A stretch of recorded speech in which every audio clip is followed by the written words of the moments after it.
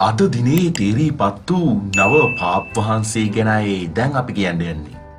දෙදිනක් පුරා පැවති පාප්වරණයෙන් අනතුරුව ඇමරිකාවේ රොබර්ට් ප්‍රෝට්ස් හිමිපාණන් අභිනව පාප් වහන්සේ ලෙස වතිකානු වෙලාවෙන් අදහෙවත් 8 වෙනිදා පස්වරුවේ තේරීපත් වුණා. ඒ අනුව උන්වහන්සේව 14 වන ලියෝ පාප් වහන්සේ ලෙසින් නම් කර තිබෙනවා. 69 වන වියේ පසුවන ලියෝ පාප් වහන්සේ ලොව 267 වන පාප් වහන්සේයි.